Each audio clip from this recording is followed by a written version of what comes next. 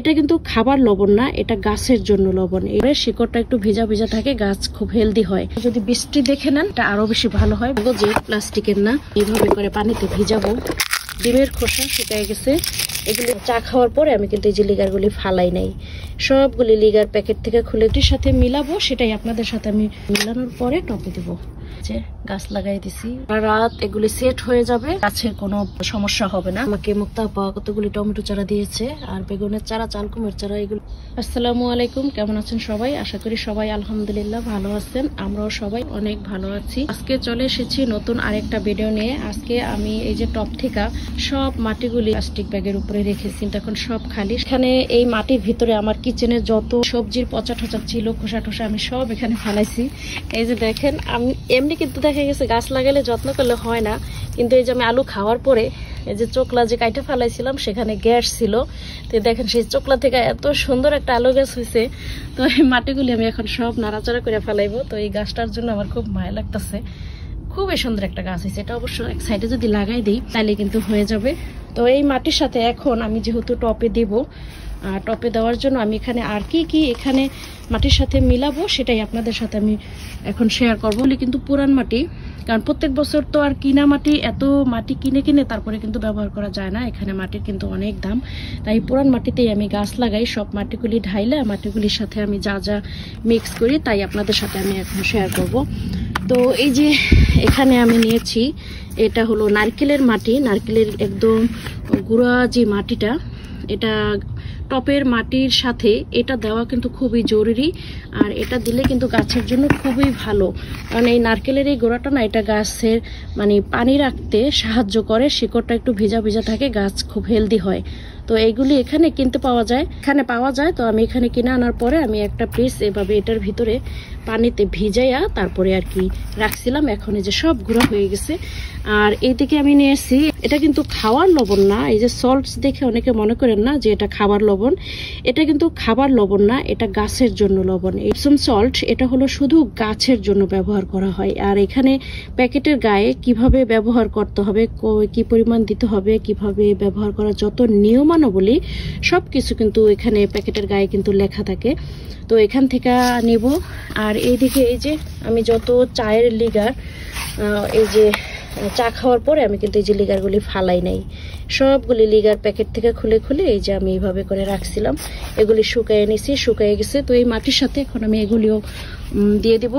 আর সাথে এখানে আছে এই যে ডিমের খোসা শুকায় গেছে, এগুলি একদম যত ভাঙতে পারি পুরা ভেঙে গুঁড়া করে আমি গাছে এগুলি দিয়ে দিব। তো এগুলি সব ভেঙে নিতে হবে। আর সাথে এই যে আমি 1 বস্তা মাটি নিয়েছি, এই 1 বস্তা মাটি এখন এই সব মাটির সাথে দিয়ে দিব।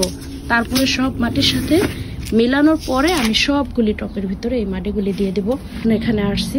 আর এদিকে এই যে একটা ফুলের গাছ, এই গাছটা যা বড় হয়েছে কি আর বলবো, একটা গাছ হাত পা মেলে দেখেন কত বড় হয়েছে। গাছটা আমার কাটতে খুবই মায়া লাগতেছে, কাটতে ইচ্ছা করতেছে না, এত সুন্দর লাগতেছে, কিন্তু কাটতে হবে। একদম পুরো বাগানটা ঘুরে ফেলাইছে, ফুলগুলি অনেক সুন্দর লাগতেছে, তাই মন চায় না যে আর কি এটা কাটি। খুব ভালো লাগতেছে, একটা গাছ অনেকখানি জায়গা নিয়ে এটা হয়েছে আর কি। এই যে এই নারকেলের মাটিটা এইভাবে থাকে প্যাকেজিং করা, এটা খুবই শক্ত, অনেক শক্ত এটা। তো আমি এটাকে বালতিতে পানি নিয়েছি, প্রথমে পানি নেওয়ার পরে আমি প্যাকেটের থেকে খোলার পরে আমি শুধু পানির ভিতরে ভিজায় রাখছি।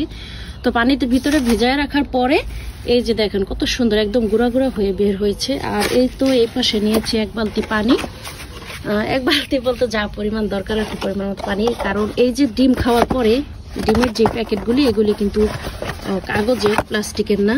তো এই প্যাকেটগুলি না আমি এইভাবে করে পানিতে ভিজাবো। ভিজানোর পরে একদম যখন নরম হয়ে যাবে, একদম যখন এখন ভিজে নরম হয় নাই, যখন নরম হয়ে যাবে তখন আর কি আমি এগুলি ছিঁড়ে এই মাটির সাথে আর কি মিক্স করে টপের ভিতরে দিয়ে দেব। সব কিছু আমি এখানে ঢাইলা দিছি, এখন আমি এই মাটির সাথে সবকিছু আর কি এখানে মিক্স করে নিব। এটা দিয়ে সব এখন মিলাবো, মিলানোর পরে টপে দেব। এগুলি কিন্তু অনেক ভালো লাগতেছে, খুবই ভালো লাগতেছে ফুলগুলি। মনে হইতেছে সরিষা ফুলের বাগানটা যেন আমার বাগানে। দেখছেন কত সুন্দর ফুলগুলি, অনেক ভালো লাগতেছে। মৌমাছি শুধু আসে আর যায়। তো এদিক দিয়ে এখন এগুলি মিলানের পালা, এখন এগুলি মিলাই নেই আর কি। এই যে সব মাটি মিলাই নিছি, সব মিক্স করা হয়ে গেছে। এখন আমি একটা একটা করে টপে দিয়ে দিচ্ছি। এইভাবে করে আমি সবগুলি টপ আর কি করে নেব। এই তো সবগুলি টপের ভিতরে মাটি ভরে তারপরে এই যে গাছ লাগাই দিছি। এখানে আছে বোম্বাই মরিচের চারা, তারপরে আছে বেগুনের চারা, এইদিকে আছে বোম্বাই মরিচের চারা, আর এই যে এখানে আছে রাইসের চারা। তো এইভাবে করে আমি সবগুলি টপ ইয়ে করবো। আর এই দিক দিয়ে যে ছোট ছোট টপে আমাকে মুক্তা আপা কতগুলি টমেটো চারা দিয়েছে, আর বেগুনের চারা, চালকুমের চারা, এগুলি আমি ছোট ছোট টপে এই যে আলাদা মাটি দিয়ে তারপরে রাখলাম। এক সপ্তাহ পরে আর কি মাটিতে দেব। জাস্ট মাটিতে বসানোর জন্য চারাগুলি আমি আর কি ছোট ছোট টপে দিলাম। তো এভাবে করে আমি সবগুলি টপ ভরে তারপরে চারা লাগাই দেবো আর কি।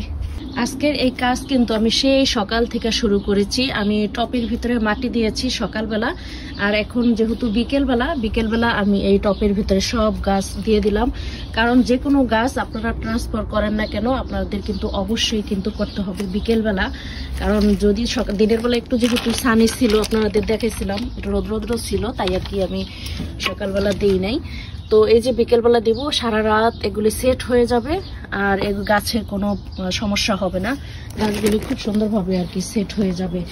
আর আপনারা যদি বৃষ্টি দেখে নেন তাহলে সেটা আরো বেশি ভালো হয়। বৃষ্টির ভিতরে সকালবেলা ঠান্ডা ওয়েদার হইলে আবহাওয়াটা খুবই জরুরি গাছের জন্য, তখন আপনারা এভাবে আলাদা করে টপের ভিতরে নিতে পারেন। এই তো আমি এই যে সবগুলি মোটামুটি আর কি যেগুলি এখন বাইরে দিলে থাকবে সেগুলি সব আর কি দিয়ে দিলাম। বাকি আরো অনেক চারা আমার ঘরে আছে, ওইগুলি আস্তে আস্তে দিব, ওয়েদার অনুযায়ী দিতে হবে আর কি সবকিছু। বিকেলবেলা আলাদা করতে হবে, কারণ বিকেলবেলা দেখা গেছে যে রৌদ্রটা থাকে না, তখন টপে দেওয়ার পরে সারা রাত মানে একদম ঠান্ডায় তখন অনেক সুন্দর হয়ে যায়, পাতাগুলি জ্বলবে না আর গাছটা খুব সুন্দরভাবে সেট হয়ে যাবে। সকালবেলা রৌদ্রের ভিতরে, দিনের বেলা সকালবেলা কিন্তু কখনোই গাছ আলাদা করবেন না, সবসময় বিকেলবেলা করবেন। আর সবচেয়ে বেশি ভালো হয় যদি আপনারা এরকম একটা ওয়েদার দেখার পরে আর কি গাছ আলাদা করেন, কারণ এই ওয়েদারটা অনেক ভালো। আপনি সারাদিন সকালবেলা করলেও সারাদিন কিছুই হবে না। এই যে আমি সব গাছ এখানে আমি আলাদা করে দিয়েছি।